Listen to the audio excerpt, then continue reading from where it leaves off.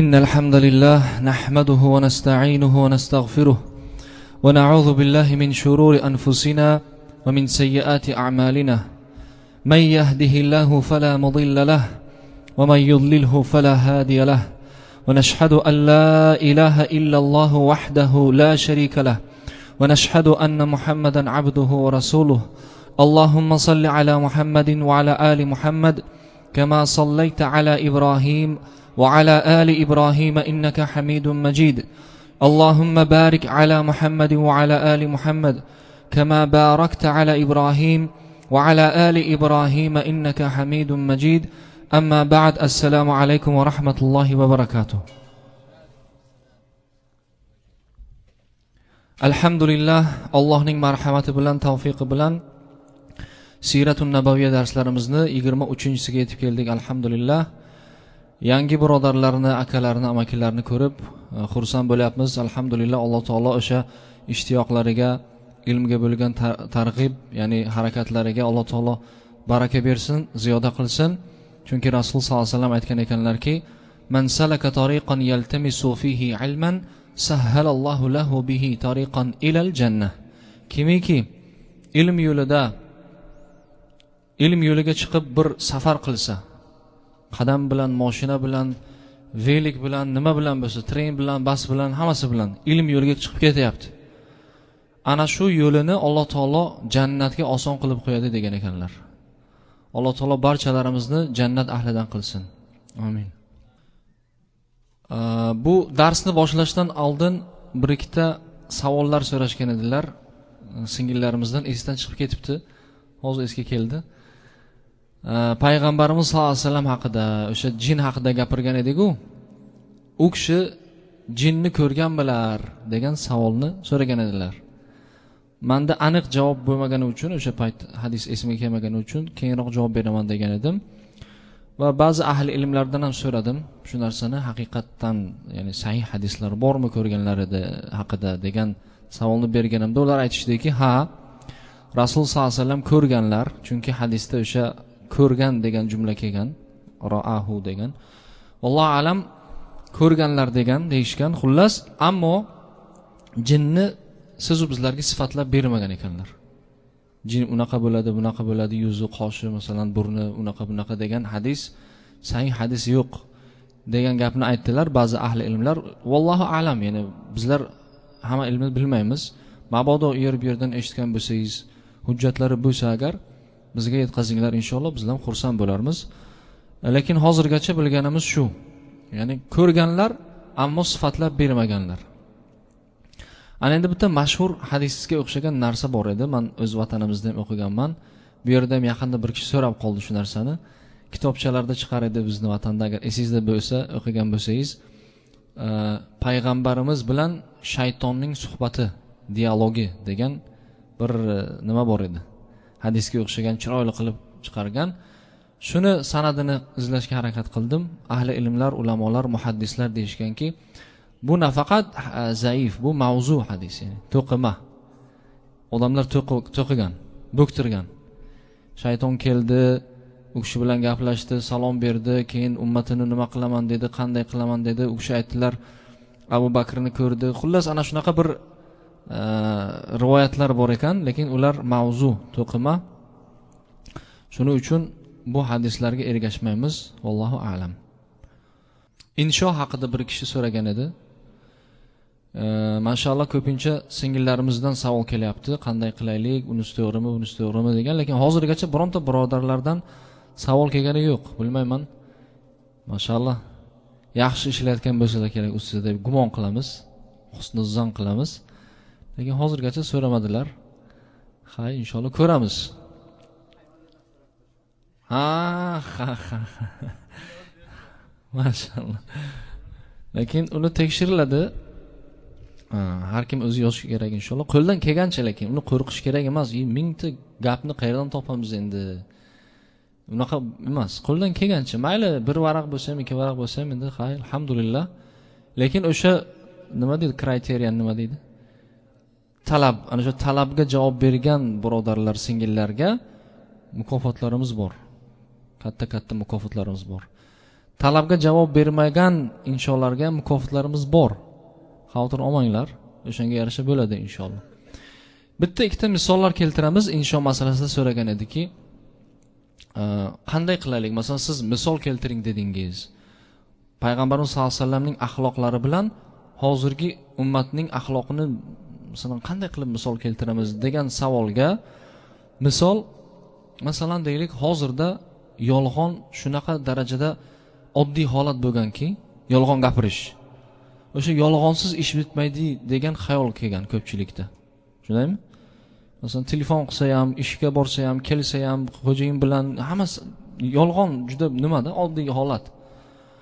Ana shuni misol qilish kerakki, payg'ambarimiz sollallohu alayhi vasallam nima degan yolg'on haqida? Man g'ashshana falaysa minna degan. Kimki yolg'on gapirsa, u bizdan emas. Ya'ni islom ummatidan, millatidan emas deganlar. Bu juda katta gap. Hozir bizda bu ana shusiz bo'lmayapti, afsus.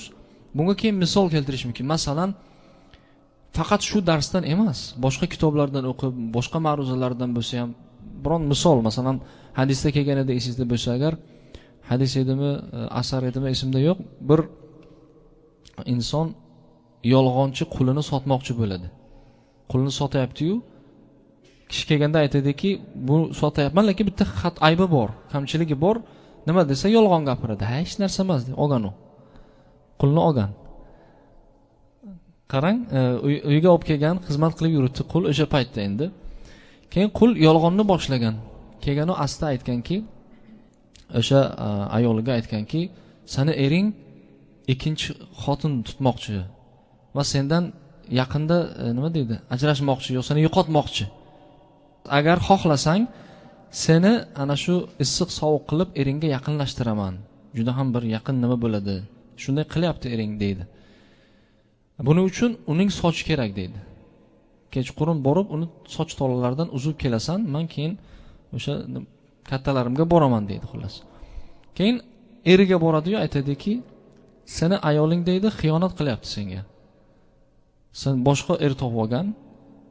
Ishonmasang deydi, bu kecha o'zingni uyquga solib, uxlab ko'r deydi, ko'rasan nima bo'ladi" deydi. O'shanda endi eri ishonadi-yu, o'zini uyquga solib yotibdi. Ayoli keladi, qo'lida pichoq yo o'sha qaychi bilan kelyapti, sekin kechqurun.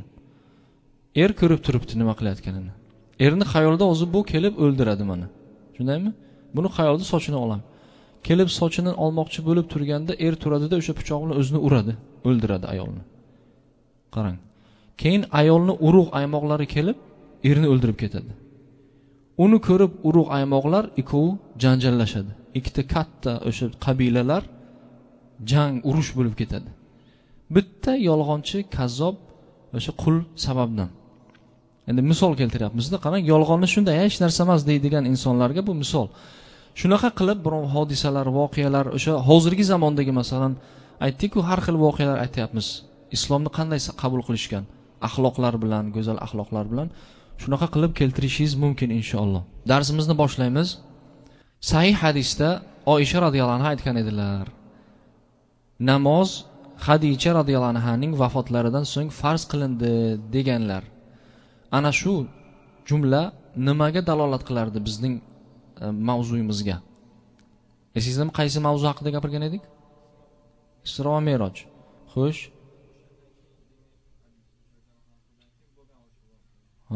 Rahmat. Ya'ni Isro va Me'roj voqeasi Payg'ambarimiz sollallohu alayhi vasallamning ayollari Xadija radhiyallohu anhaning vafotlaridan keyin bo'lgan ekan. Ana shu qaysi yil edi? Rahmat. 13-yili Rabiul Avval, ha? Ya'ni qaysi 13-yili? Yo'q, hijriy o'li hijrat qilganlari yo'q. Rahmat. Payg'ambarlikdan keyin vahiy, nubuvvat yili. Nubuvvatning 13-yili. Ana shu ba'zi paytda shoshib javob beramiz-ku. Shunaqa bo'ladi, mendan bo'lib turadi. Shoshib javob beramiz-ki, deymiz, bunaqa emas edi-yu. Xo'sh. Isro nima degan edi? Isro lug'aviy ma'nosi, al-isrochi. Rahmat. Payg'ambarimiz sollallohu alayhi vasallamning kechki sayrlari. Me'roj nima edi? Lug'aviy ma'nosi?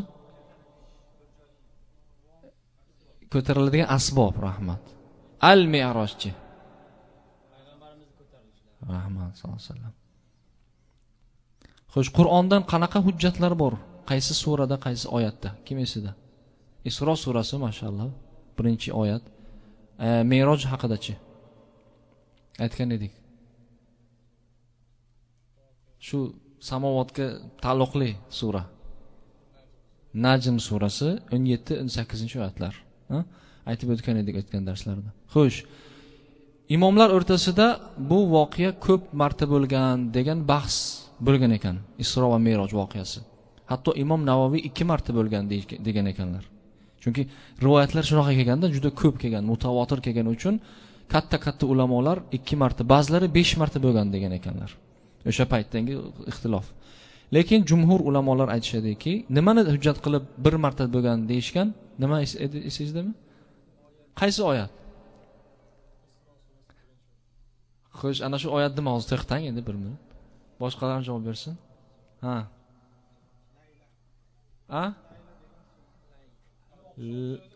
Xo'sh.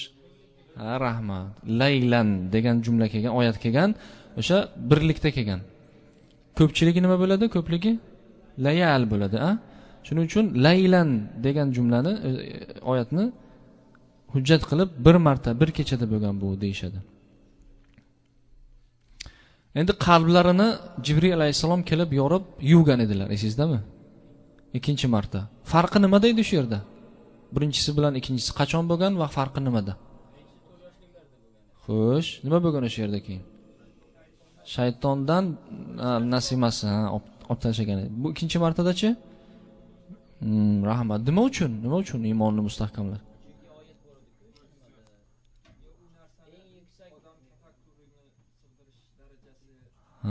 Endi bu aniq hujjat emas, bu sharh. Ya'ni ulamolar hadisdan kelib sharh aytayaptilar. Buni shu hujjat qilib ana shunaqa deyilmaydi aslida. Allohu a'lam, bilmaymiz. Alloh xohlaganini qiladi. Lekin ulamolar aytishganki, bu shu bir hikmatlaridan shuki, hozir boradigan narsa, ko'riladigan narsa, uni inson aqliga sig'maydigan, insonni iymoni ko'tara olmaydigan narsalar bo'lgani uchun shu voqeani qildirilgan, ya'ni tayyorgarlik. Yani 2-marta shaqqi sodir bo'lgan, tayyorgarlik. Buroq nima edi va lug'aviy ma'nosi nima? Ot? Otdan kichkina, eshakdan katta. Xo'sh, qachirdan katta dedikmi? Buroq nima degani lug'aviy ma'nosi? Qaysi jumladan kelgan? Barq. Nima edi barq? Chaqmoq. Demak, Rasul sallallohu alayhi vasallam aytgan edilarki, uning nigohi, o'sha jonzotning nigohi qayergacha ko'rsa, uning tuyoqlari ham shu yergacha bora oladigan edi dedilar. Endi Rasul sallallohu alayhi vasallam shunaqa bir zotki, qarangda hozir kelamiz shunaqa bir go'zal voqealar haqida, siz u bizlarni aqllarimiz oladigan, moslashtirish uchun shunaqa so'zlarni tanlagan, hayratda qolasiz. Shu ham mo'jiza. Masalan, siz biz biron narsani ko'rsa agar tutilib qolishimiz mumkin edi-da. Unaqa edi, bunaqa edi, aniq ayta olmaymiz agar shunaqa o'xshagan narsani ko'rsak. Alloh saqlasin, biron masalan jinni ko'rgan insonlar bor, shunaqa hayratdan qotib qoladi. Endi u kishi shunaqa misollar keltiryaptilarki, siz u bizni ongimiz olsin shu narsani. Ya'ni ko'zi qayerni ko'rsa deganda, bu juda uzoqqa shunaqa bir uchib ketadigan darajada degan mazmunda. Buroqni 2 qanotlari bor. Shundaymi? Yo'qmi? Bu dars bor edimi? Boshidan oxirigacha yo'q edi. 2 qanotlari yo'q. Lekin bor degan rivoyat ko'p ekan. Kitoblarda qanotlari bor, uchgan, bunaqa deyiladi. Bunaqa rivoyatda yo'q. Sahih hadisda maxluq, jonzot. Bir narsani aytmagan ekanmiz, Rasul sallallohu alayhi vasallam bilan o'sha buroq ketyaptilar, Jibril alayhisalom birga bo'lganlar. Lekin uni kayfiyatini bizlar bilmaymiz. Jibril alayhisalom uchib ketyaptilarmi, bizlar bilmaymiz. Lekin buroq, payg'ambarimiz sallallohu alayhi vasallam buroq ustida, Jibril birga ketyaptilar. qarang, bu boshqa dunyo, boshqa u yerdagi fizika, ximiya qoidalar, soat, vaqtlar boshqacha bo'lib ketgan vaqt. Holi buni oxiriga kelsak, mo'jizalar bor, aytamiz inshaalloh. Juda go'zal bu. Xo'sh, Rasul sollallohu alayhi vasallam o'tirayotganlarida esingizda bo'lsa-ki, Buroq nima bo'ldi? Bezovtalandi. Demak, shundan bilindiki, ulamolar aytishadiki, oddiy u bir jonzot, maxluq. U fiction deydi-yu. Yasama, to'qimalar emas u. Hayot, hayvon. Keyin Jibril alayhisalom nima dedilar? Shunday qilganga?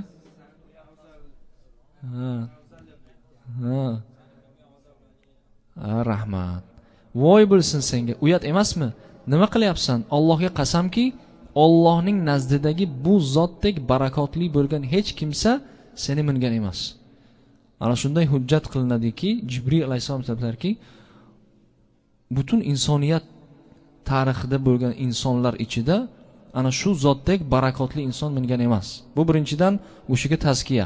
Ikkinchidan nima kelib chiqadi bu yerdan? Demak, mingan otni. Undan oldin kimlar mingan? Rasul sallallohu alayhi vasallam aytgan edilarki, men uni mindim, Baytul Maqdisgacha minib keldim va o'sha yerda kelganlaridan keyin nima qildilar o'sha Buroqni? Qayerga? Rahmat. Payg'ambarlar bog'lab qo'yadigan joyga bog'lab qo'ydim deganlar. Bundan ham dalolat qilinadiki, demak, payg'ambarlar kelib ana shu yerga bog'lab qo'yishgan. Subhanalloh. Bu sahih hadislar, hammasi Buxoriyda kelgan. Buxoriy, Muslim, ba'zilari Bayhaqiyda kelgan, lekin bular hammasi sahih hadis. Keyin Masjidul Aqso o'sha paytda bo'lganmi, bo'lmaganmi?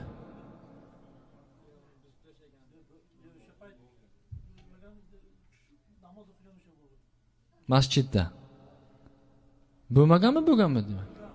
Bo'lgan. Lekin asli o'zi hayotda bo'lganmi o'sha Masjid al-Aqso? Nima uchun bo'lmagan? Esizdami? Rahmat. Rumliklar antisemitlarning eng onasi desangiz ham bo'ladi. Antisemit bilasizlar, yahudlarni yomon ko'radiganlarning eng kattasi. Sababi nima uchun? Yomon, nima uchun yomon ular uchun? Yo.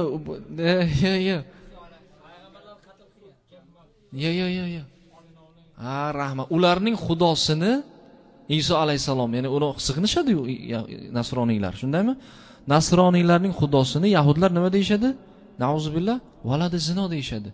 Zinodan tarqagan degani uchun nasroniylar eng hozirgacha shunaqa aslida. Hozirgacha shunaqa. Shunaqa ko'rinadi. Aslida shunaqa. Dindorlar, ya'ni dinga amal qiladiganlari antisemit juda ham. Xo'sh. Keyin payg'ambar sollallohu alayhi vasallam nima qilganlar masjidga kirib? Birinchi 2 rakat namoz o'qiganlar. Qarasam, orqamda nima? Nechta payg'ambar bo'lgan tarixda? Payg'ambarlar. Yana rasullar? Yo'q, rasullar. Hadisda kelgan. Oyatda kelgan emas. 340 ta rasullar kelgan, 124 ming payg'ambarlar kelgan, nabiylar. Nabiy bilan rasul haqida gapirgan edik, esizdami? Bilamiz bu darsda, alhamdulillah. Keyin har bir payg'ambarlarni ko'rganu aytgan edilar sifatlarini, Bir payg'ambar haqida deganlarki, men u zotga juda o'xshab ketar ekanman. Qaysi payg'ambar? Ibrohim alayhissalom, subhanalloh. Bobolari. Qarang, bu kishi olib bu yerda bo'layotgan voqea. Hali yana bo'ladi tepada. Xo'sh, ana endi Me'rojga payg'ambarimiz sollallohu alayhi vasallam qayerdan ketganlar? Qayerdan chiqib ketganlar? Qaytib Makkadan, Aqsodanmi? Makkadan Me'rojga ketganlar. Hujjat. Bo'lmaydi bunaqa hujjat.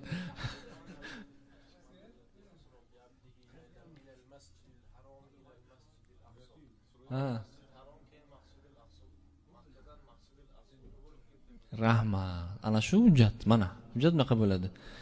Keyin nima oyatni davomida borki, nima edi oyat davomi? U kishiga oyatlarimizni ko'rsatish uchun. Ya'ni Makkadan, Masjidil Haromdan Aqsoga ketildi, ya'ni sayr qilindi, Isro bo'ldi. Ana shu yerdan boshlab u kishiga mo'jizalarimizni, oyatlarimizni ko'rsatish uchun hamma g'ayri oddiy mo'jizalarning hammasi Masjidul Aqso va o'sha yerdan tepada chiqib ketgan voqealardan keyin bo'lgan. Xullas, Masjidul Aqsodan Merojga chiqib ketganlar. O'sha Buroq bog'langan holatda turibdi. Esingizda tursin bu. Buroq bog'langan holatda turibdi. Endi bu yerda Jibril alayhisalom bilan ketyaptilar. U qanaqa kayfiyatini bilmaymiz bizlar. U liftmi, biron narsami uchib ketyaptilar tepaga qarab. Bunga iymon keltirish kerak. Ana endi Buxoriydagi hadisga qaytamiz. Esingizda bo'lsa agar, buni boshladik-ku, oxirigacha tugatmagan edik. Buxoriyda aytilganki, Jibril alayhisalom dunyo osmoniga borib, uni ochilishini so'rashdi, ya'ni so'radi. Rasul sollallohu alayhi vasallam aytibdilar. Jibril alayhisalom bordi-yu, dunyo osmoniga deganlar birinchi jumlaga. Xo'sh, ana endi samovat bilan jannatning farqi bor. Bizlar osmon deyapmiz-ku, u osmonda bu kishini ko'rgan, u osmonda bu kishini ko'rgan. Bular jannat emas. Ba'zilar adashishi mumkin shunda. Masalan, jannatning qavatlarida Odam alayhisalomni, Iso alayhisalomni ko'rgan degan xayol kelishi mumkin. Unaqa emas. Bu samovatlar. Lekin jannat qayerda degan savol.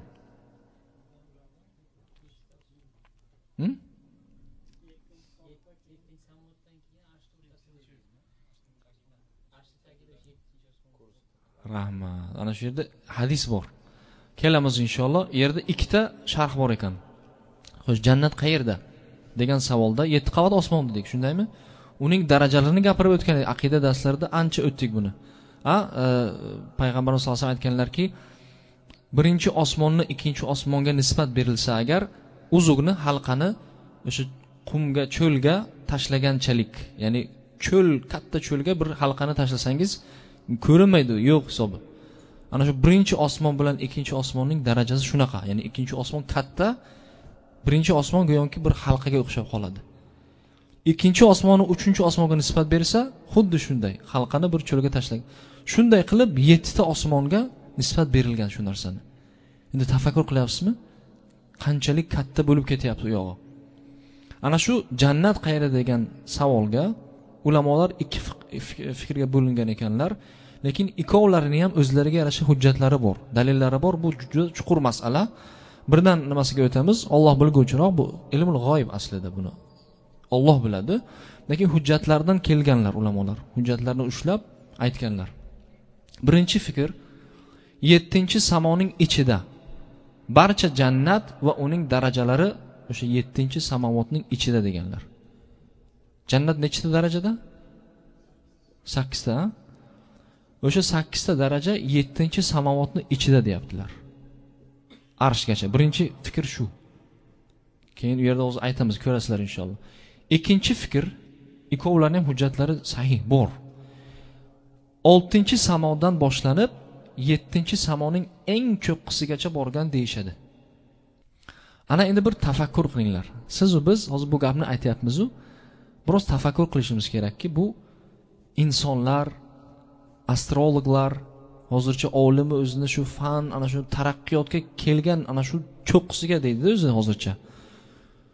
Cho'qqisiga chiqqan insonlar aytishadiki, o'sha texnologiyalari bilan biz ana shu birinchi samovatni mukammal o'rgana olmaganmiz deyishadi. Birinchi samovatni. Islom ulamolari ham aytishadiki, haqiqatdan mana shu qanchalik yulduzlar bor, bizlar hozir ko'ryaptilar, topayaptilar. Bu birinchi samovat. Ana shu birinchi samovatning ichida. Bunga dalil mashhur surada, Mulk surasida, Tabarak surasida Alloh taolo taqriban 5-oyatlarda bo'lsa kerak. Va laqad zayyana as-samaa ad-dunya bimasabiha va ja'alnaha rujuman lish-shayatin deyapti. Mana qarang. Va laqad zayyana as-samaa ad-dunya bimasabih. Mazmuni. Va dar haqiqat biz yaqin osmonni, ya'ni dunyodagi osmon, dunyo samovatini deyapti-da. As-samaa ad-dunya deyapti. Dunyo nima degani edi esda? Lug'aviy ma'nosi. Qaysi joydan kelgan o'zagi? Dana, esingizmi? Past degani. Eng past joy degani. Dana lug'aviy ma'nosi. Dunyo eng pastki dunyo. Ana shu dunyo osmonini Alloh taolo aytayaptiki, bizlar ziynatlab qo'ydik. Nima bilan? Masobih, chiroqlar bilan. Chiroqlar nima degani? Yulduzlar bilan. Barcha yulduzlar hozir chiqyapti-yu. Ana shuni hammasi as-sama dunya. Ana shu dunyoning chiroqlari. Oyatning davomida ham aytayaptiki, shaytonlarga otiladigan narsa ham qilib qo'ydik. Esizdami? Jin haqida gapirgan darsimizda o'sha shaytonlar, jinlar borib biron narsani o'g'irlamoqchi bo'lsa, otishadi. Otadi Alloh taolo o'shani, kuydiradi. Ana endi hozir astronomiyaning eng oddiy ilmi ham siz va bizlarni ongimizni shoshtirib qo'yadi, gangillab qo'yadi inson. Agar oddiy narsani, masalan, yorug'lik yili bilan hozir tasavvur qilingda, hozir men sizga bitta misol keltiraman inshaalloh, buni qarang. Bu ingliz tilida aytayaptiki, the Hubble Space Telescope has enabled precise distance measurement to the galaxy dubbed. Ismini topganlar, hozir aytaman tarjimasini, GNZ11. GNZ11 degan yangi galaktika topib oldik deyapti. Eng uzog'i bu endi. Hubble degan o'sha teleskop bor, space teleskop. Bular endi mashhur, o'zi juda kekka yegan nimalari bor. Qachonki bir yangi teleskop topsa agar, yana bitta yangi galaksiya topishyapti, hayratda qolishyapti. Nom qo'yishgan har biriga. Endi buni uzunligini nimasini qarang. Subhanalloh. Xullas taqriban men o'zi aytaman sizlarga. Bular endi bularning hisobi bo'yicha Alloh bilguvchiroq. Bular aytishadiki, Big Bang, katta yorilish deydimi o'zbek tilida. Big Bang taqriban 14 milliard yil bo'lgan deyshadi. Taqriban 13 undan 8 milliard yil oldin bo'lgan deyshadi. Ana bu galaksiya endi eng uzog'ini topdik deyapti-yu. 400 million yil Big Bangdan keyin. Ya'ni Big Bang endi birinchisi bu, birinchi yorildi, hayot boshlandi. Bularning nazariyasi bo'yicha. Ana shundan keyin 400 million yildan keyin ana shu GNZ11 galaksiyani topildi deyapti. Uzoqligi 300 million yorug'lik yili deyapti shu narsani. Subhanalloh. Endi tafakkur qilingda, bu birinchi samovot haqida gapirilyapti shu narsani. Bu 1 yil, 2 yil emas. Bu svet tezligidagi nima? 300 million shunchalik masofasi. Ular hammasi birinchi samo. Birinchi samovatga keldik deyaptilar. Jibril alayhisalom esingizda bo'lsa agar eshikni taqillatdi. Demak eshik bor. Eshikni taqillatdi-da, so'radi, ruxsat so'radi. Ular aytdi, kim bu? Payg'ambarimiz sollallohu alayhi vasallam, Jibril alayhisalom javob berdiki, man, Jibril. Va sen bilan birga kim bor? Muhammad sallallohu alayhi vasallam. Farishtalar aytdiki, unga ya'ni payg'ambarlik keldimi? Payg'ambar bo'lib keldimi deganda, ha dedi. Keyin eshiklarni ochildilar. Marhaban, ya'ni marhabo, keling, xush kelibsiz dedilar va o'sha yerda payg'ambarimiz sollallohu alayhi vasallamga Jibril alayhisalom aytdilarki, bu otang, bir kishi turgan edi, uzun bo'yli dedilar. Bu otang odamdir deb u zotga salom berdilar. Men ham u zotga salom bergan edim, menga javob qaytardilar va aytdilarki, marhaban bil ibni solihi va nabiyyi solih. Solih payg'ambarga solih kishi farzandi xush kelibdi dedilar. Ana shu jumlani farqi bor. Inshaalloh nima qilinglar, keyinroq so'rayman. Bu kishi aytibdilarki, solih payg'ambarga solih kishi farzandi xush kelibdi deyaptilar. Xo'sh, u yerda nima bo'lgan, nima qolgan, Alloh bilguvchiroq. Ulamolar aytishadi, suhbat bo'lgan, so'ragan, unaqa, Alloh bilguvchiroq. Keyin ikkinchi osmonga bordik. Ikkinchi samovatga bordik. O'sha ikkinchi samovatda ham nima bo'ldi? Xuddi shunday. Ruxsat so'radilar, savol-javob bo'ldimi, unga keldimi? Marhaban. Kirsam, Yahyo bilan Iso alayhisalom, alayhimussalomlar o'tirishgan ekan. Va ular payg'ambar sollallohu alayhi vasallam aytganlarki, ular xolovatchalar. Ular ikkovlari xolovatchalar. Ularga men salom berdim, ular ham menga salom berishdi va aytishdiki, Solih birodar va solih payg'ambar xush kelibdi.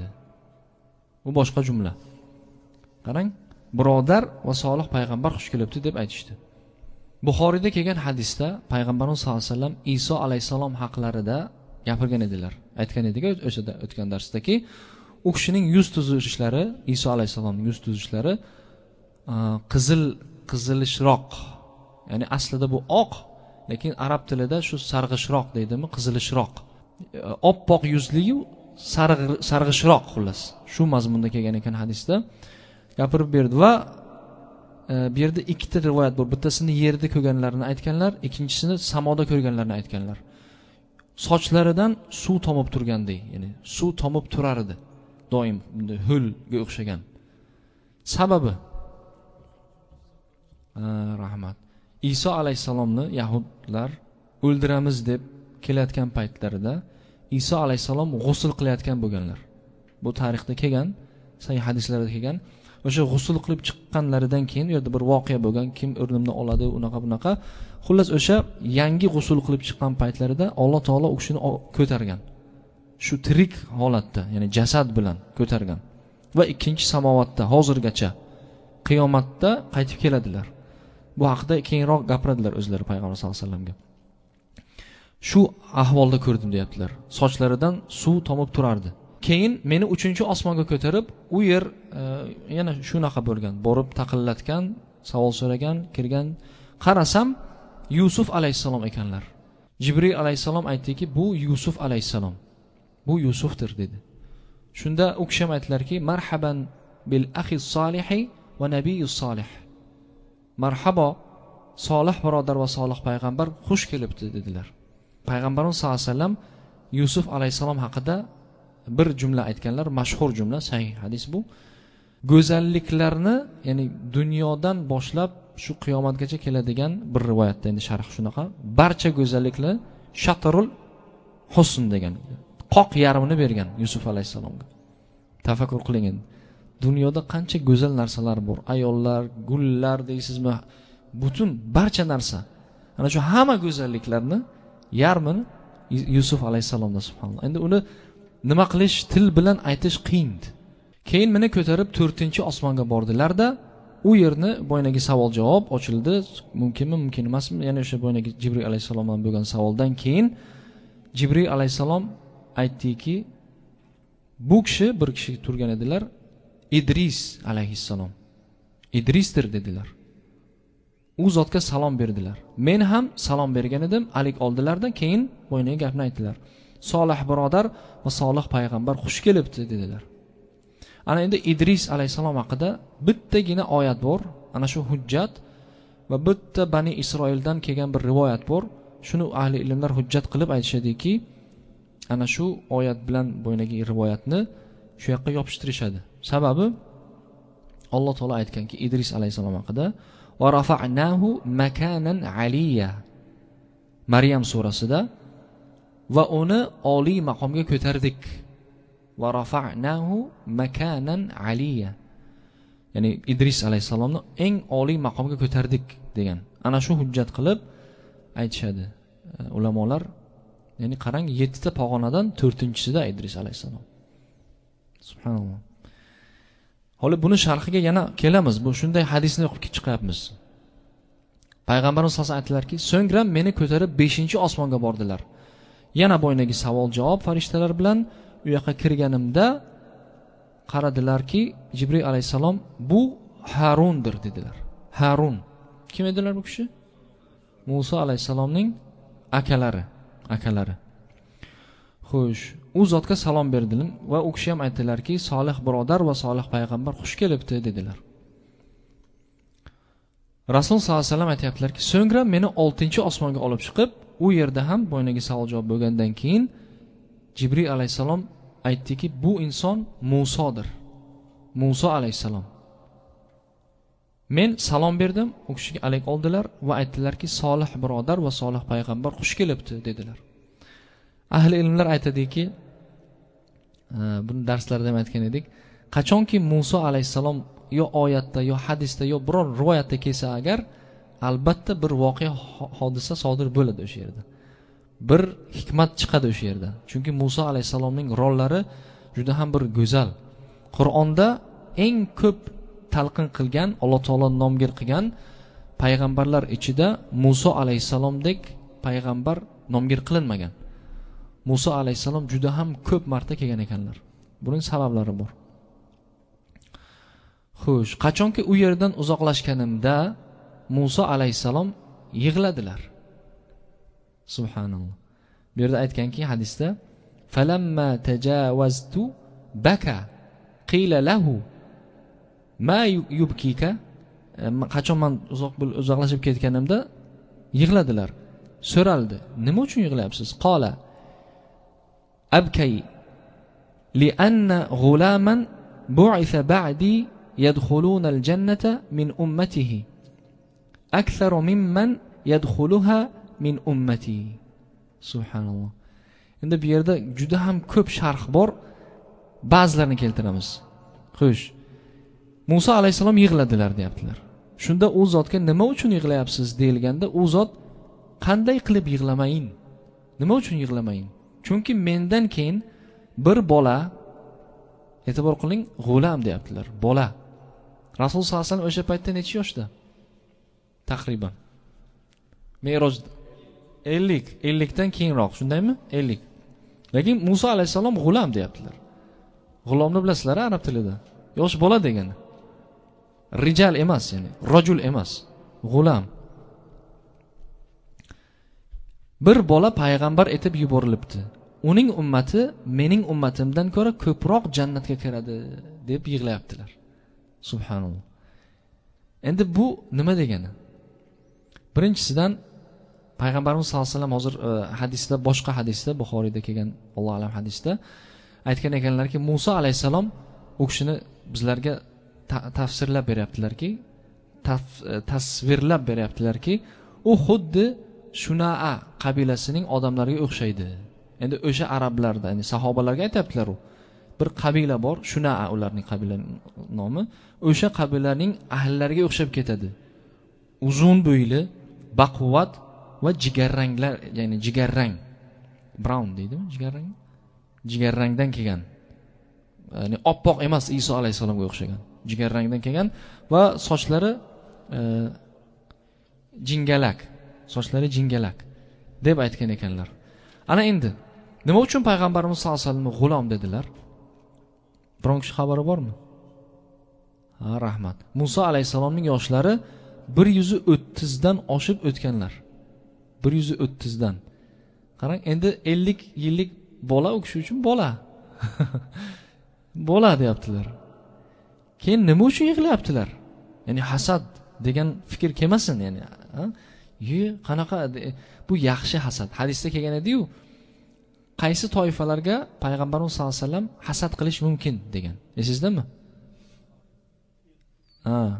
Ikkita toifaga. Bittasi ilmi bo'lgan bo'lsa-yu, o'sha ilmni targ'ib qilgan bo'lsa, ikkinchisi Alloh taolo mulk bergan bo'lsa-yu, o'sha mulkni Alloh uchun xarajat qilgan bo'lsa, o'shanga hasad qilish mumkin. Endi aslida bu arab tilida hasad deb kelyapti, lekin bizni tilimizda bizga o'girsak agar bu havas bo'ladi. Havas, endi bizga aytganda yaxshi hasad deyiladi-da, xullas. Shunaqa hasad qilyaptilar. Mendan keyin yangi oxirgi payg'ambar nahot mendan ko'p ummat bilan jannatning eng yuqorisiga ketsa deyaptilar. Bizlarda ham bo'ladi-ku, endi yaxshi insonlarda ikkovimiz yoshimiz biru, buni qara, qori, subhanalloh.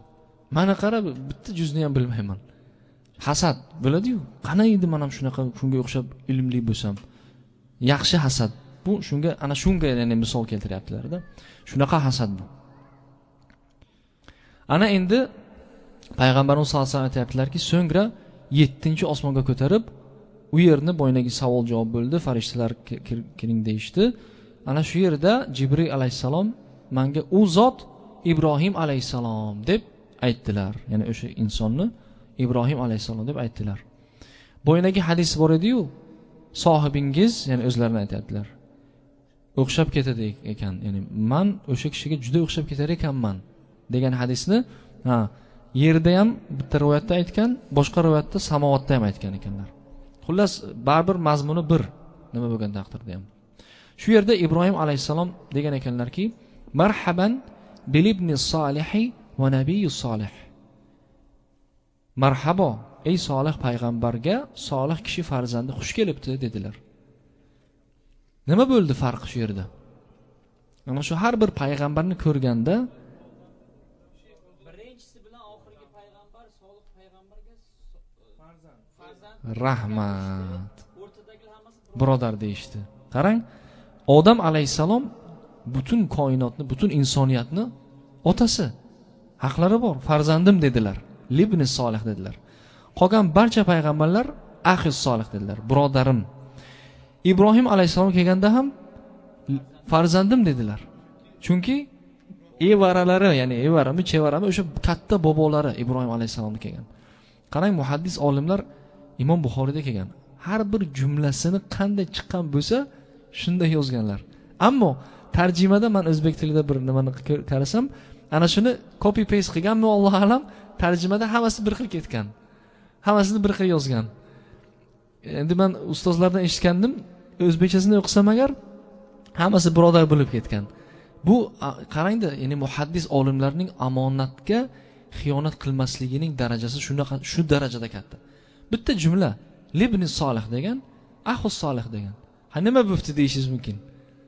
Bu hikmatli mo'jizalar bor ichida. Hadislarning ichida shunaqa bir narsalar borki, bizlar hozir aqlimiz shu yergacha bilyapmiz. U yog'ini bilmaymiz. Lekin qiyomatgacha har bir jumlasida mo'jiza chiqishi mumkin. Go'yoki ular esingizda bo'lsa agar Imom Buxoriyda kelgan Zubob hadisini, pashsha hadisini o'zgartirishga harakat qilgan edi-yu. Yo'q, bu pashsha emas, unaqa emas, bunaqa deb o'zi masalan nima deydi? Nafratlangan holatda o'sha toifalar. Lekin undan qanchalik mo'jizalar chiqib ketdi pashsha hadisidan. Xuddi shunga o'xshab. Ana endi bugun agar Alloh taolo qudrat bersa, vaqtimiz yetsa agar shu hadisni faqat hikmatlarini o'tamiz. Nima uchun shu pog'onalarda? Nima uchun Alloh taolo ana shu Odam alayhisalom, keyin Iso alayhisalom, keyin shu payg'ambarlarni qo'ydi? Shuning hikmatlarini faqat gapiramiz inshaalloh agar vaqt yetsa. Xo'sh. Alloh Robbil alamin Rasul sollallohu alayhi vasallamni o'zining oldiga chaqirishdan oldin eng ulug' payg'ambarlari bo'lgan o'sha Alloh tanlagan 124 mingta payg'ambar emas, Alloh taolo eng ulug'laridan tanlab o'shalar bilan uchrashtirib keyin chaqirishdan, ya'ni keyin chaqirib olishdan ba'zi hikmatlar deb qo'ydik sarlavhani. Qarang. Allohning ham, insonlarning ham sunnatlari shu. Masalan, bir hurmatli kishi, hurmatli shaxs biron joyga taklif qilinsa agar, masalan podshoh deylik, ministr deylik yo prezident deylik, o'sha biron davlatlar, o'sha boshqa davlatlarning eng hurmatli kishilari chiqib kutib olishadi. Eng katta podshohning oldiga borish uchun juda gilamlar bilan shu bir go'zal qilib kutib olishadi. Shundaymi? Endi Alloh Robbul alamin o'ziga chaqirishdan oldin eng hurmatli payg'ambarlarini oldin shunday qo'yapti. Holi bu hech narsa emas. Endi u kishining tafakkur qiling, Odam alayhisalomni ko'zi bilan ko'rsa inson. Subhanalloh. Faqat eshitgan bizlar Qur'ondan. U kishi ko'ryaptilar, Odam alayhisalom. Gapiryaptilar. Bu hech narsa emas. Shu hikmati shulardan bittasi shu. Toki uning hurmatini joyiga qo'yish uchun. Alloh taolo ikrom qilgan barcha payg'ambarlarni ko'rib, podshohlar podshohi, Robbul alamin bo'lgan Alloh o'zining oldiga borishdan oldin shu zotlarni qo'ydi. Birinchisi. Endi nima uchun Odam alayhisalom, ikkinchisida Iso alayhisalom deganda ham savolga javob ulamolar sharh berishgan. Juda go'zal shaharlar, subhanalloh. Siz bizni aqlimizga kelmaydigan shaharlar. Birinchisi, Odam alayhisalom bilan uchrashishning hikmati shuki, Odam nafaqat Rasul sollallohu alayhi vasallamning, balki butun insoniyatning otalari. Yana hikmatlardan shuki, ey Muhammad sollallohu alayhi vasallam, qarang. Odam alayhisalom jannatda yaratdi, ya'ni Alloh taolo jannatda yaratdi Odam alayhisalomni. Va u zot xato qilgan edi. Esingizmi? Odam alayhisalom xato qilgan edi, o'sha mevani yemagin deganda yedilarda xato qildilar. O'sha sabab jannatdan chiqib ketdilar. Va Alloh taolo u zotni kechirdi, tavba qildilar, duo so'radilar, Alloh taolo kechirdi va yana qaytib jannatga kelishlari uchun bu dunyoga imtihon uchun u kishini va u kishini zurriyotlarini jo'natdi. Xuddi siz ham hikmat sherdaki eng yaxshi ko'rgan go'yoki Odam alayhissalom jannatdan yana katta nima narsa bor edi. Eng yaxshi ko'rgan asl vatanini tark qilib chiqqan edi-yu, imtihon uchun siz ham yaqinda o'z vataningizni tark qilib chiqib ketasiz. Alloh taolo imtihon qiladi sizni. Imtihon qiladida, imtihondan o'tgandan keyin yana qaytib jannatga, asl vataningizga qaytaradi sizni. Shuning uchun Odam alayhissalomni ko'rsatyapti, deyaptilar ahli ilmlar. Bundan tashqari Odam alayhissalom shaytonning vasvasalari bilan adashib qoldilar. Shundaymi? Shayton vasvasa qildi-yu, unga ergashib adashib qoldilar. Xuddi shunga o'xshab sizga ham shunaqa vasvasalar bo'ladi. Ins shaytonlaridan shunaqa fitnalar keladi. Shu sabab, ya'ni ehtiyot bo'ling. Odam alayhissalomga qilgan adashishdan adashmang. Lekin shu narsalar bo'ladi degan hikmatlar bor. Ana endi ikkinchi osmonga chiqqanlarida Iso va kim? Yahyo alayhimussalomlarni ko'rdilar. Birinchisi, ular ikkovlari ham payg'ambarimiz sollallohu alayhi vasallamga eng yaqin, ya'ni muddat sifatidan eng yaqin payg'ambarlardan. Qarang. Eng yaqin payg'ambarlardan. Yahyo alayhisalomni birinchi boshida qavmlari inkor qilishdi. Ya'ni umuman tan olishmadi. Shunaqa imtihon bo'ldiki, Yahyo alayhisalomni yahudiylar o'zlarining o'sha tempellarida, ibodatxonlarida kallalarini olib tashagan, o'ldirishgan. Allohning payg'ambarini bularning o'zlarining kitobida bor.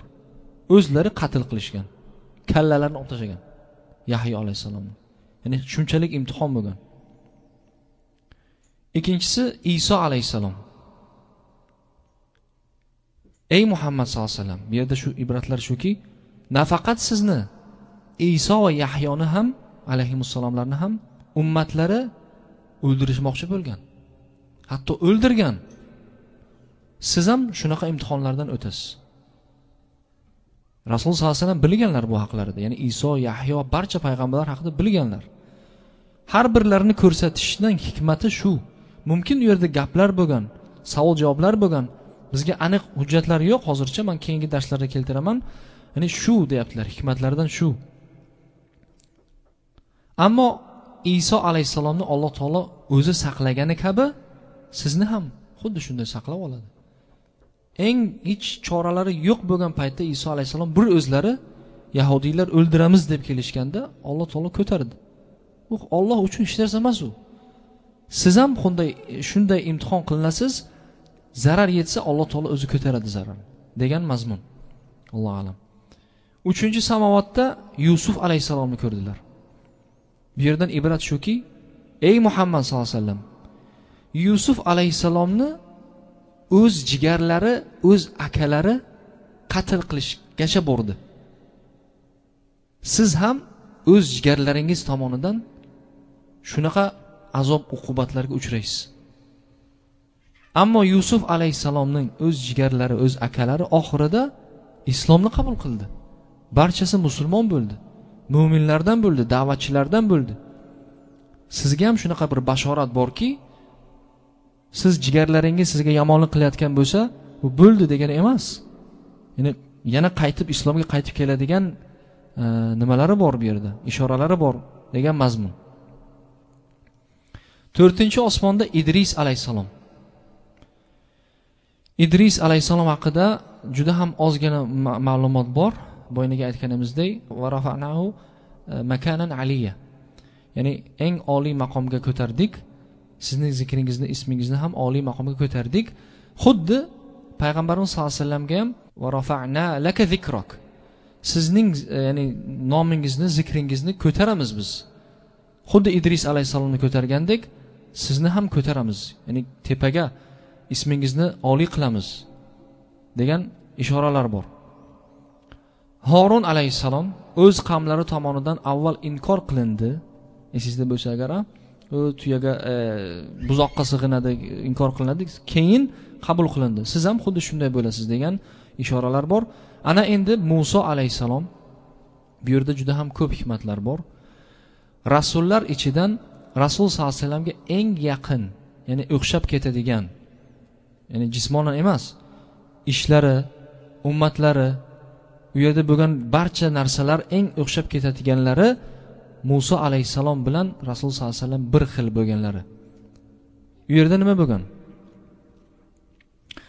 Ikkovlarini ham ummatlari eng katta ummatlaridan, payg'ambarimiz sollallohu alayhi vasallam ummatlaridan so'ng Musa alayhissalomning ummatlari turadi. Eng katta ummat. Tajribada ham payg'ambarimiz sollallohu alayhi vasallam hali yosh, 50 ga bo'lgan bo'lsalar ham hali katta narsalarni ko'rmagan, hali hijrat bo'lmagan. Musa alayhissalom uchragandan keyin anchagina manfaatlar, anchagina tajribalarini o'zlarini aytadilar payg'ambarimiz sollallohu alayhi vasallamga.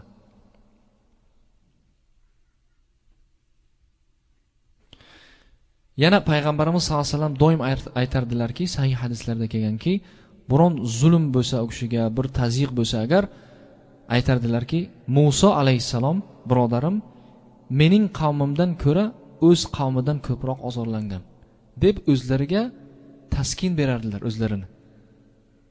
Qanchalik ozor bo'lmasa ham Musoda kelgan ozor meniki hech narsa emas deb o'zlarini taskin berganlar. Shunga ibrat deyaptilar. Va Musa alayhissalom kalimulloh. Bilasizlar, kalimulloh degani Alloh to'g'ridan to'g'ri gapirgan. Ana endi 7-osmonda Ibrohim alayhissalom Xalilulloh, Allohning do'sti. To'g'ri, Ibrohim alayhissalom, ya'ni Musa alayhissalom ummatlari ko'p bo'lgani bilan, lekin Ibrohim alayhissalomning darajalarini Alloh taolo yuqoriroq qildi, Xalil dedi. Va o'zlari ham aytganki, Alloh taolo meni va Ibrohim alayhissalomni Xalil qilib oldi, do'st qilib oldi deb aytgan ekanlar. Shu yerda bir hikmat borki, Ibrohim alayhissalomni payg'ambarimiz sollallohu alayhi vasallam qayerga suyanib ko'rishlarini ko'rdilar? Qayerda? Daraxtda? Nima deydi o'shani? Ismi? Baytul Ma'mur. Baytul Ma'murda Ibrohim alayhissalom orqalarini, ya'ni orqalari bilan o'tirganlarini ko'rdim deganlar hadisda. Bu yerda ham ko'p manfaatlar bor. Qarang, subhanalloh. Esingizda bo'lsa, bir maqolani aytgan edik. Al jaza'u min jinsil amal. Esingizdami? Mukofot amalga yarasha bo'ladi. O'shanga yarasha bo'ladi. Ibrohim alayhissalom yerda Ismoil alayhissalom bilan Ka'bani qurdilar. Esingizdami? Ka'bani qurdilar. Ancha mashaqqat bilan qurdilar. Shuning ajricha Alloh taolo u kishiga Baytul Ma'mur, ya'ni 7-qavat osmonda Baytul Ma'murga o'zlari xohlagancha ibodat qilib, xohlagancha suyanib o'tiradigan bo'lib berdi Alloh taolo. Vaholanki payg'ambarimiz sollallohu alayhi vasallam aytganlarki, hadis davomida Baytul Ma'murga shuni ko'rdimki, farishtalar bir kirganda 70 ming farishta kiradi. 70 ming farishta kiradi tavof uchun. Va o'sha yaratilgandan so'ng u farishta, 70 mingta farishta qaytib kira olmaydi farishtalarning ko'pligidan. Har bir kirganda 70 ming farishta kiradi. Hayoti davomida bir marta tavof qiladi. Har kuni bir marta 70 mingta. Subhanalloh. Endi farishtalarga bermagan ne'matni Alloh taolo Ibrohim alayhisalomga beryapti. Bir marta emas, xohlagancha, ya'ni Baytul Ma'mur. Subhanalloh. Tafakkur qiling, buni har kunga ko'paytirsangiz agar, uni aql ko'tara olmaydigan darajada qiyomatgacha qanchalik ko'p farishtalar. Subhanalloh. Mana shu yerda keyin payg'ambarimiz sollallohu alayhi vasallam Sidratul Muntahoga ko'tariladilar. Sidratul Muntahoga. Kelasi darslarda albatta buni batafsilroq gapiramiz. Uning mevalari, ya'ni go'zalliklari, u bir xil rangda turmasliklari va barcha go'zalliklari haqida kelasi darslarda inshaalloh gapiramiz. Ana shu yerda to'xtaymiz. Shu yergacha savollaringiz bo'lsa, takliflaringiz bo'lsa agar qo'ldan kelgancha olamiz inshaalloh. Hozircha shu. Xo'sh, mabodo singillardan savol bo'lsa agar so'rashlaringiz mumkin. Yo'q, Isro bo'lgan yili hijrat bo'lmagan, lekin o'shandan biron oydan so'ng bo'ladi bu narsa. Bu hozir men aytdim, 3 xil rivoyat bor dedim. O'sha hijrat haqida kelamiz, o'sha bilan bog'laymiz inshaalloh. Chunki hijratdan birdan bo'lmagan, 3 yildan keyin bo'lgan. Sahobalar kelib, keyin ketib shunaqa bo'lgan. Alloh alam, ulamolar bahslashgan, 3 ta qavldan bittasini aytgan. 13-yil degan, Alloh alam. Xo'sh, savollar bo'lmasa agar azonni aytamizda namozni boshlaymiz inshaalloh. Keyin namozdan keyin mabodo savollar bo'lsa qo'ldan kelgancha javob berishga harakat qilamiz. Subhanakallohumma bihamdik va nashhadu an la ilaha illa ant va nastaghfiruka va natubu ilayk va sallallohu ta'ala ala khayri khalqihi Muhammad va ala alihi va ashabihi ajma'in. Assalomu alaykum va rahmatullohi va barakatuh. Jamalul wujudi bi dhikril ilah wa tasful hayatu bi nuri huda وتطلب نفس له طاعة ويبلغ سعد إلى منتهى فؤاد شغوف إلى